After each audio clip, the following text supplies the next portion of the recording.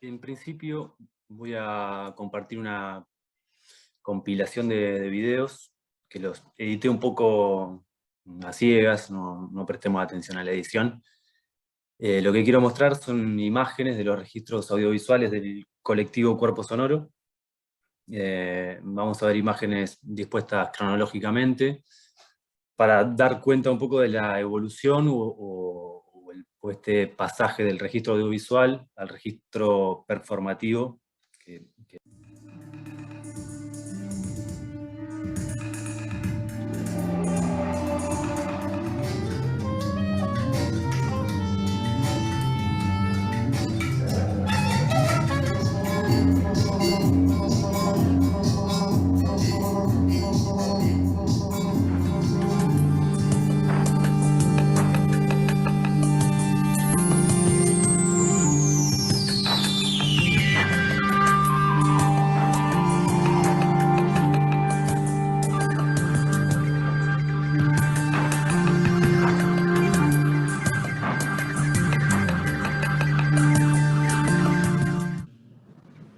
Los dedos van relegando a la mano y solo nos va quedando la voz.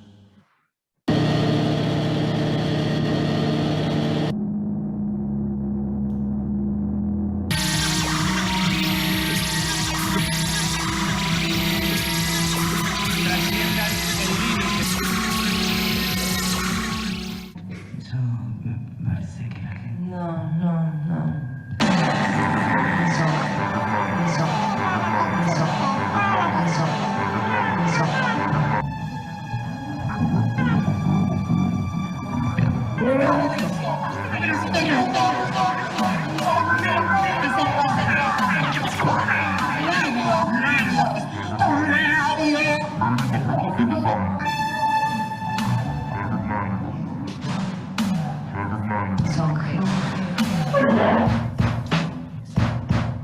El agua es inaferrable.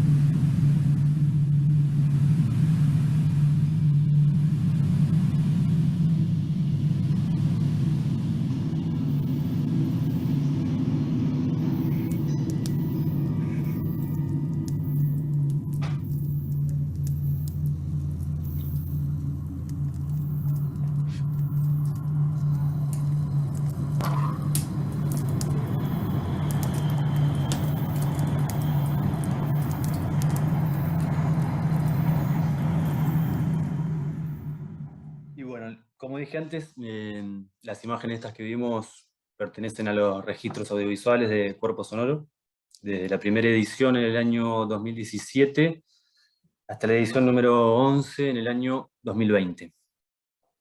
Cuerpo Sonoro, para quienes no conozcan el proyecto, es una plataforma de arte experimental, indisciplinada, que fundamos junto a Victoria Parada, en la cual convocamos artistas de distintas disciplinas en cada edición, y proponemos un trabajo intenso, de corto plazo, de dirección no jerárquica, y donde trabajamos en base a la improvisación y composición en tiempo real, con el propósito, con el fin de una puesta en escena o performance. Esto como para resumir un poco de qué va el colectivo, ¿no? Estos registros pretendían ser solo un documento, una forma de archivo de las performances, y también en principio contenido para compartir y dar a conocer las acciones del colectivo. Con el tiempo y con las experiencias acumuladas se fue gestando una forma singular de realización que podríamos llamar registro performativo. Para dar cuenta de este pasaje, voy a hablar un poco de la relación cámara-cuerpo y el montaje creativo. Antes voy a hacer un repaso mínimo de esta evolución de estas imágenes que estuvimos viendo. En las primeras ediciones, la cámara aparecía el día de la performance, y resolvíamos ahí mismo quién se hacía cargo de filmar. Recién en la cuarta edición invitamos a Marcelo Saavedra para cumplir esa función. Él también hacía visuales, así que compartimos la cámara y pudimos realizar un video flyer para el evento, ya que la cámara estaba en los ensayos, y también ahí vimos lo conveniente que era para el registro el hecho de que la cámara esté presente durante todo el proceso, ¿no? Después para la siguiente edición de Cuerpo Sonoro hicimos lo mismo. Marcelo en ese caso se dedicó a realizar el teaser, aprovechamos los ensayos para filmar.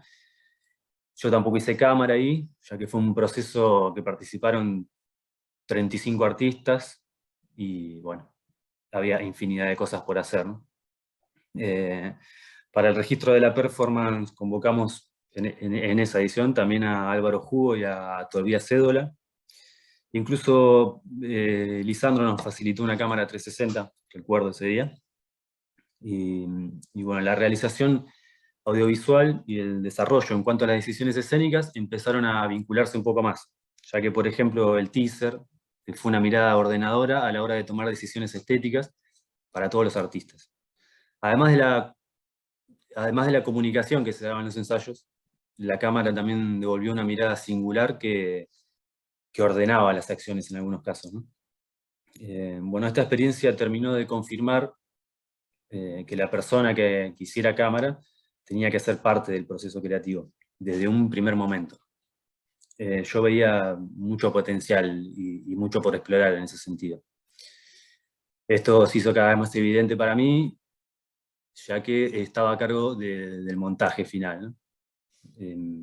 Bueno, después en esas 2 ediciones de Cuerpo Sonoro participaron, los voy a nombrar aprovechando, haciendo cámara estuvo Marcelo Saavedra, Joaquín Gual, Tobias Cédola, Pablo Huerta, Manuela Wilhelm, Pablo Besani, Álvaro Jugo, Matías Schaber, Hernán Mengoa y Andy Milstein. Yo también hice cámara en varias oportunidades.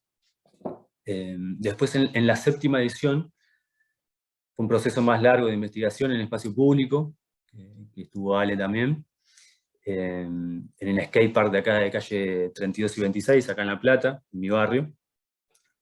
Para esa performance nos reencontramos con Pablo Rabe, que fue y sigue siendo una gran influencia, un mentor y un amigo. Con él ese mismo año hicimos Intra, un largometraje experimental que tuvo recorrido por festivales internacionales. Se estrenó en Festival Macabro de México, después en Europa, en Italia, en el Toho Horror, y acá en La Plata el estreno nacional fue en el FESALP. Bueno, ese fue el primer largometraje que hicimos usando las metodologías procesuales de Cuerpo Sonoro. Imaginen hablar de improvisación en cine, ¿no? O de hacer un largometraje con 0 presupuesto, sigue siendo destacable. Y lo traigo a Pablo Rabe porque a partir del trabajo con él es que comienza mi pasión y disfrute de la cámara como cuerpo expandido, particularmente con la cámara en mano. Siempre que se podía incorporaba en los procesos de cuerpo sonoro el uso de cámara en mano, ya sea para un video flyer, para archivo o para los registros. Hasta que en el 2020 coordinamos con Vito la edición número 12 de Cuerpo Sonoro, en la cual pudimos incorporar en el diseño de la experiencia a 3 cámaras. 4 en realidad, porque había una GoPro también que se había montado Gaga Lugo Parodi, que tenía un soporte en el pecho y filmaba con una GoPro. Bueno, acá la intención era llevar el registro documental a los límites propios del videodanza, ¿no? Y trabajar en y con esas tensiones propias de las fuerzas disciplinares, adoptando prácticas corporales propias de la performance.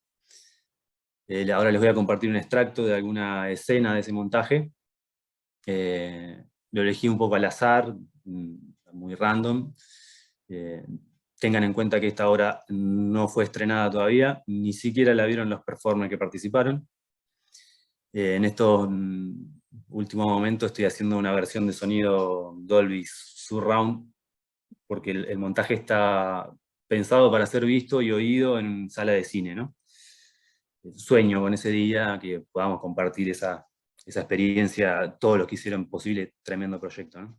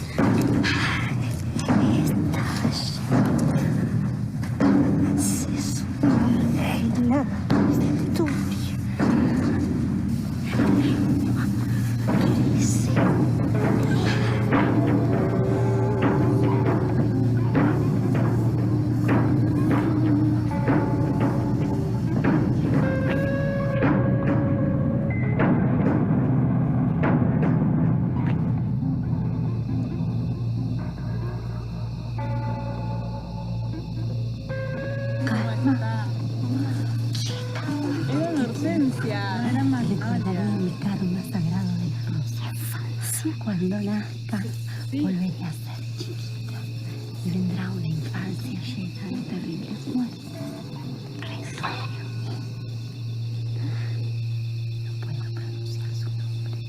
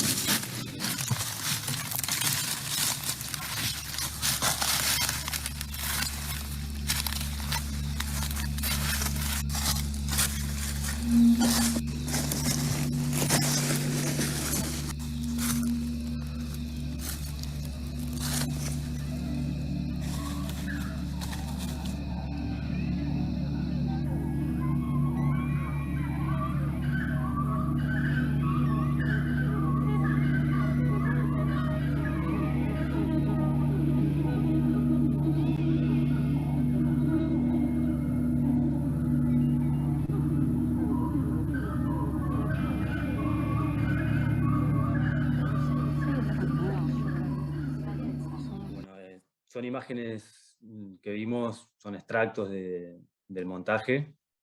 Es una escena, incluso el video tiene alrededor de 20 minutos, es casi un cortometraje. Me gustaría mostrar imágenes de otras situaciones, del backstage, de la experiencia, pero bueno, no llegué a tiempo para editar. Hay un archivo documental de esta experiencia que muestra mejor cómo fueron los procedimientos anteriores y posteriores a la performance. Por ejemplo, no podríamos hablar de rodaje en sentido clásico, o como se conoce en el cine, un rodaje acá no existió para nada, ya que la propuesta de trabajo de cámaras era en relación más a lo sensible. Una cámara que mira y registra y que también se afecta, ¿no? Acá es donde la cámara puede ser pensada como extensión del cuerpo sensible y expresivo.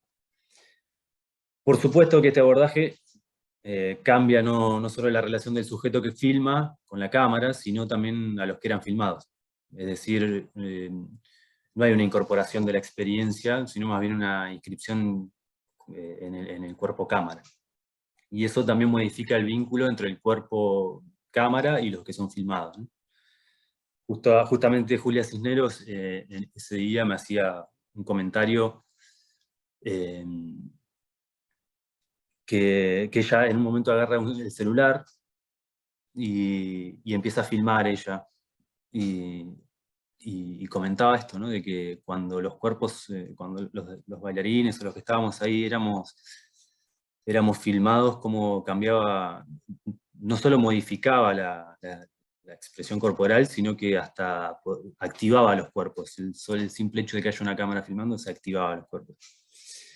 Y bueno, y ahí esto de que activaba los cuerpos también tiene que ver con una manera de filmar que también yo la traigo de la experiencia con Intra, con Rabe, que era como trabajar también con el agotamiento de los performers. En la película era con las actrices, con los actores. En este caso también había una intención de que habíamos armado una instalación, que ahí en el último plano se veía un poco. Habíamos armado una instalación lumínica adentro más metidos en un bosque de eucaliptos que está ahí en la reserva, y ingresamos a ese espacio a la noche, ya después de 2 días de esta residencia, cansados, y estuvimos horas ahí adentro. Así que las corporalidades que aparecían ya cuando hay un agotamiento físico, es algo que a mí me interesa mucho retratar ese cuerpo, ¿no? Esa gestualidad. Y acá era muy evidente. Esta forma de filmar también exige una atención sobre el entorno, sobre las acciones, los vínculos, el espacio, que al no ser planificados te sorprenden constantemente. A diferencia del registro o del video danza planificado, coreografiado, acá la cámara está al acecho, explora en el tiempo y espacio en busca de captar aquello que lo interpela, habitando una zona intermedia de la experiencia, entre el mundo interno y el mundo externo. Acá la intuición es como la punta de lanza, y los saberes, la técnica que cada uno compartimos ahí, están al servicio de la experiencia situada y corporizada, ¿no? Y en el vínculo con los otros.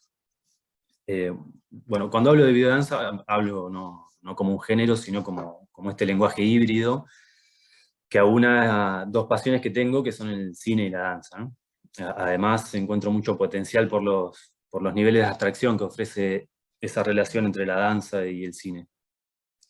Estos intereses personales se potencian más a la hora de trabajar en cuerpo sonoro, ya que no hay roles específicos, no hay expectativas concretas sobre el resultado. Acá no había un plan de rodaje. Yo el único plan de rodaje que vi en mi vida lo hicimos con Pablo Rabe para Intra. No había un mensaje, una idea, había sí pautas que se generan y que se decidieron grupalmente. Como por ejemplo, habitar un espacio, un momento determinado, o indeterminado más bien, y de ahí ir en procesión hasta otro lugar para evitarlo también. Esas eran las pautas que habíamos generado. Después, bueno, el material sonoro y visual con el que trabajé en el montaje era muchísimo. Había 4 cámaras filmando durante toda una tarde y a la noche también. Además del material más documental, que eran varias cámaras filmando 2 días. Guiados, como decía, por la intuición y las fuerzas y tensiones propias del trabajo colectivo, en una práctica corporal situada, y haciendo como este pasaje del espacio al territorio. En este territorio, inmenso, ya que era una reserva natural, ahí en Punta Indio, las cámaras registraban y sentían no solo las relaciones con los otros cuerpos, sino también con el entorno. Predominaba el carácter inmersivo, inmersivo en el sentido de ingresar, de estar conscientemente en un ambiente fluido y compartido, ¿no?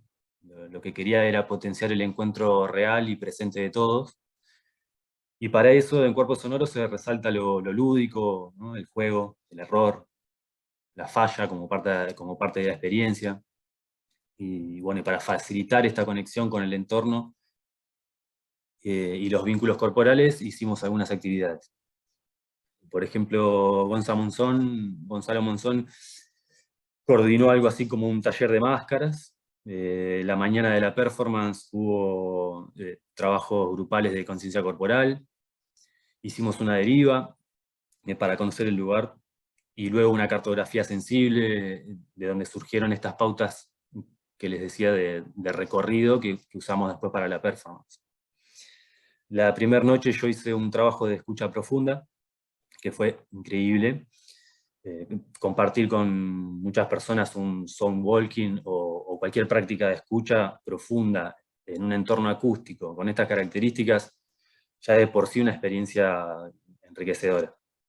Y en este caso fue un precedente inmediato a la performance que facilitó tanto el encuentro humano y expresivo al nivel de una experiencia ecosomática, ¿no? Perdón, Gaby, te quedan 5. Bien. Bueno, además esta práctica de escucha sirvió para abordar también la captura de sonido directo, que ya no era como se usan las técnicas de cine tradicional, sino como fonografía o grabación de campo. Es una práctica corporal, gestual, que no tiene que ver con lograr una toma de sonido nítida y fiel a la realidad, sino con el gesto y la experiencia subjetiva.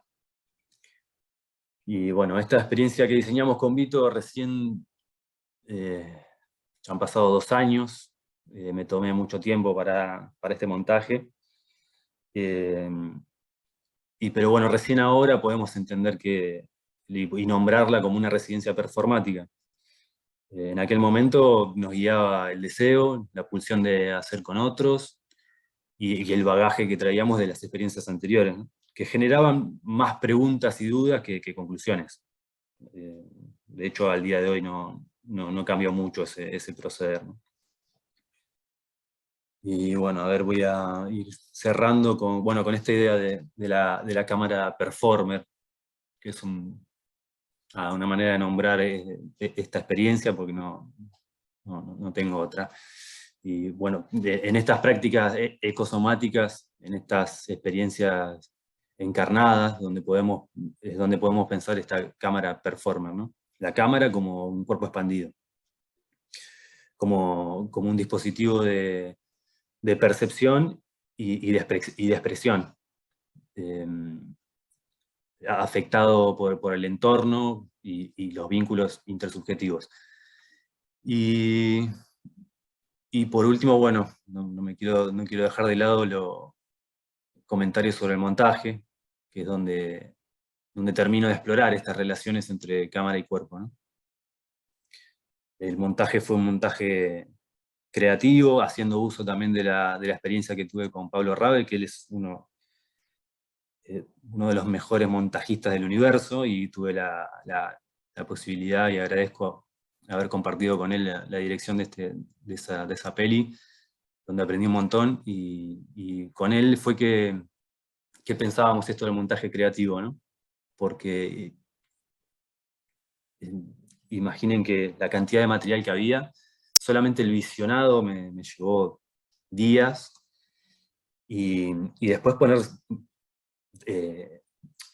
y tampoco había esto, no había un guión, no había pautas a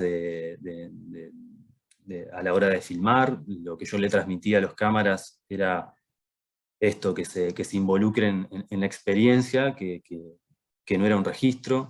De hecho, no